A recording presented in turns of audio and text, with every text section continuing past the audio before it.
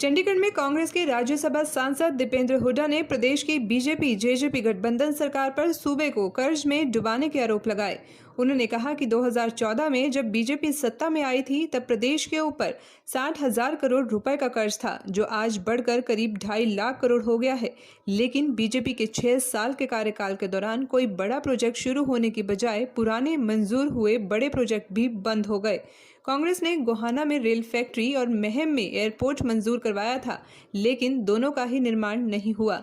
दीपेंद्र हुड्डा ने कहा कि कांग्रेस सरकार के राज में प्रदेश प्रति व्यक्ति आय, अर्थव्यवस्था, विकास दर, निवेश आदि के क्षेत्र में देश के चुनिंदा राज्यों में शामिल था। लेकिन आज हरियाणा में बेरोजगारी, भ्रष्टाचार, अपराध, महिला अपराध चरम पर है। प्रदेश में जंगल राज है। दीपेंद्र हुड्डा ने कहा कि बड़ौदा उपचुनाव जीतने को लेकर प्रदेश की बीजेपी जेजेपी गठबंधन सरकार ने तमाम तरह के हथकंडे अपनाए। वोटों को प्रभावित करने के लिए कई जगहों पर सूट बांटे, कहीं सिलेंडर, कहीं शराब पिलाई। सरकार ने सरकारी कर्मचारियों को भी धमकाया। सरपंचों के फोन तक टैप किए गए, लेकिन जनता ने कांग्रेस में अपना विश्वास जताया।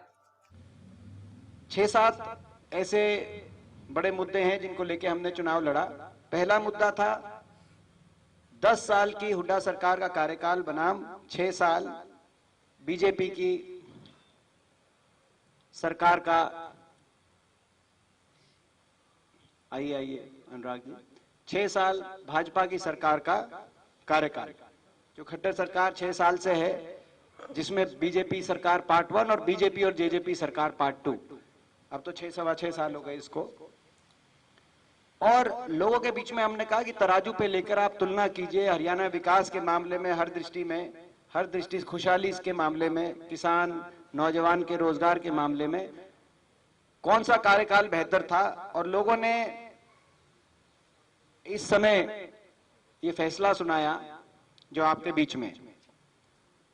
मैं डिटेल में नहीं जाऊंगा, मगर मोटी जो बात है जिससे आप अंदाजा लगा सकते हैं कि 10 साल के कार्यकाल के बाद 2014 में जब भाजपा को सत्ता में बिठाया गया लोगों द्वारा प्रदेश में, उस समय हरियाणा पे 60,000 करोड़ का कर्जा था, जो आज बढ़कर 2,30,000 करोड़ का कर्जा पहुंच गया है। कर्जा तो लगभग 4 गुना हो गया, मगर विकास कार्य कहीं पूरे प्रदेश में कोई बड़ा कोई परियोजना, कोई प्रोजेक्ट नया आने की बात तो दूर है। जो पहले से मंजूर शुदा प्रोजेक्ट्स थे वो भी हर इलाके के अंदर वो कैंसिल होते हुए नजर आए। और इस इलाके में भी रेल कोच फैक्ट्री आनी थी बहुत बड़ी, गोहाना में, वो बनारस चली गई। महम में एयरपोर्ट आना था, इंटरनेशनल एयरपोर्ट, बीच बीच में आपके माध्यम से मैं उसको उठाता रहा कि वो मंजूर शुदा एयरपोर्ट था, वो नोएडा में चला गया। आज तक कोई सरकार के किसी अधिकारी ने, किसी मंत्री ने, मुख्यमंत्री जी ने जवाब भी नहीं दिया उस बात पे। इतना ही बड़ी परियोजना थी वो हरियाणा के लिए। हजारों लाखों बच्चों को रोजगार मिलता अगर महम में एयरपोर्ट आता। 4 जिले टच होते थे उससे, भिवानी, हिसार, जींद, रोहतक। मगर नोएडा चला गया, दर्द तक भी नहीं हुआ इस सरकार को। तो कोई नया प्रोजेक्ट, कोई विकास कार्य, कोई लंबा चौड़ा पूरे प्रदेश में, ना इस इलाके में ना पूरे प्रदेश में तो हुआ नहीं। मगर कर्जे में हरियाणा 3 से 4 गुना ज्यादा बड़ा हरियाणा पे कर्जा चढ़ गया। और जो प्रदेश विकास के मामले में 2014 तक देश में सबसे अग्रणी प्रदेशों में से एक था, विकास दर में, जीएसडीपी ग्रोथ रेट में देश में नंबर 1 पे आया। प्लानिंग कमीशन के आंकड़ों के अनुसार प्रति व्यक्ति आय में बड़े राज्यों में नंबर 1 पे आया। प्रति व्यक्ति निवेश में, इन्वेस्टमेंट रेट में देश में नंबर 1 पे आया। जो प्रदेश, वो प्रदेश उस पटरी से, विकास की पटरी से उस प्रदेश की गाड़ी उतार दी सरकार ने 6 साल में। और वही प्रदेश आज बेरोजगारी में देश में नंबर 1 है। आप देखते हैं हर महीने आंकड़े आते हैं, जो इस महीने का आंकड़ा है वो 27.7% है। ये 40% तक भी पहुंच गई थी बेरोजगारी। मगर एक चीज उस आंकड़ों में, बाकी प्रदेश ऊपर नीचे होते हैं, मगर एक चीज स्थायी तौर से तय हो चुकी है कि हरियाणा देश में बेरोजगारी में नंबर 1, बेरोजगारी में नंबर 1, अपराध दर में नंबर 1, महिलाओं के ऊपर अपराध दर में नंबर 1। आपने फरीदाबाद में देखा, बाकी जगह देखा किस तरीके से दंदनाते हुए अपराधी गोलियां चलाते हुए घूम रहे हैं, जंगल राज उन पे बेखौफ, कोई कानून व्यवस्था, कोई कानून प्रशासन का उन पे कोई दबाव नहीं, कोई डर नहीं। कहीं बहन बेटियों को अपहरण करने के प्रयास हो रहे हैं, कहीं गोलियां चल रही है। ये जंगल राज हरियाणा में कायम हो चुका है। तो अपराध, और ये केवल जंगल राज कहने की बात नहीं है, अपराध दर में गृह मंत्रालय के जो आंकड़े हैं उनके अनुसार महिलाओं के ऊपर अपराध दर में हरियाणा नंबर 1, और भ्रष्टाचार में भी हरियाणा नंबर 1। यहां तक कि एक मुद्दा यह भी था कि भ्रष्टाचार के मामले में लोगों को लूटने में सरकार ने कोरोना काल भी नहीं के दौरान भी लोगों को नहीं छोड़ा।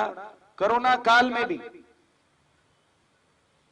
कहीं शराब घोटाला सामने आया, कहीं धान घोटाले को पे पर्दा डालते हुए सरकार दिखाई दी, तो कहीं रजिस्ट्री घोटाले के माध्यम से लोगों को किस तरीके से लूटा जाए वो सारी प्रक्रिया सामने आई। तो कोरोना काल में भी मतलब प्रदेश का नाम खराब करने का काम इस सरकार ने किया। देश में खबर उठाते थे तो बाकी प्रदेशों से खबर आती थी कोरोना के लिए ये राहत दी गई, इस वर्ग को राहत दी गई, उस वर्ग को राहत दी गई, और हरियाणा की खबर आती थी कि हरियाणा में शराब घोटाला चल रहा है, हरियाणा में रजिस्ट्री घोटाला चल रहा है। तो हरियाणा को भ्रष्टाचार में नंबर 1, बेरोजगारी में नंबर 1, अपराध में नंबर 1 बनाने का काम इस सरकार ने किया। हरियाणा पटरी से उतार दिया, जो देश में सबसे विकास में आगे था, जो देश में विनाश में आगे पहुंचा दिया। ये एक बड़ा मुद्दा इस चुनाव में था। 10 साल हुड्डा सरकार बनाम 6 साल खट्टर सरकार। और हुड्डा साहब ने शुरुआत में ही एक बात कही थी, अगर जब मुख्यमंत्री जी कहते थे, सरकार कहती थी कि हमने बहुत काम किया, तो कहते थे कि आप चुनाव में स्वयं आ जाए, मैं भी आ जाता हूं, आप भी आ जाएं, लोग फैसला कर देंगे। और मुख्यमंत्री जी कहते थे कि उनको आने की जरूरत नहीं, उनका एक छोटा सा कार्यकर्ता हुड्डा साहब को हरा देगा। बाद में मुख्यमंत्री जी ने कहा, जब भाई इंदुराज नरवाल जी को वहां से टिकट मिली, कि ऐसे कैंडिडेट को टिकट दे दी हुड्डा साहब ने, कांग्रेस पार्टी ने, जिनका नाम ही कोई नहीं जानता, डमी कैंडिडेट हैं। मुझे आशा है विधानसभा में साथ बैठेंगे, कल शपथ हो गई इनकी, अब थोड़ा बहुत नाम भालू जी का मुख्यमंत्री जी भी पहचानने लगेंगे, जानने लगेंगे। जनता ने उस बात को नकारने का काम किया है। दूसरा मुद्दा हमारा था किसानों का। किसान को जिस तरीके से बर्बाद कर दिया गया, किसान को 6 साल तक ना भाव मिला, ना सम्मान मिला, ना खरीद की प्रक्रिया। हर फसल का सीजन किसान के लिए एक नए नए तकलीफ और कष्ट लेके आया। 6 साल तक ना एक्सपोर्ट खुला, जो धान पहले एक्सपोर्ट में बाहर जाती थी 4 और 5 हजार क्विंटल तक, वो 1.5-2 हजार तक इन 6 साल के अंदर किसान को देनी पड़ी। चाहे वो गन्ने के भाव की बात हो, चाहे धान की बात हो। गन्ने में हमारे समय 193 रुपए हमने बढ़ाया गन्ने का भाव, 117 रुपए से बढ़ाकर 310 रुपए क्विंटल करने का काम किया। देश में सर्वाधिक बढ़ोतरी और देश में सर्वाधिक भाव, ये 10 साल का रिकॉर्ड था गन्ने का।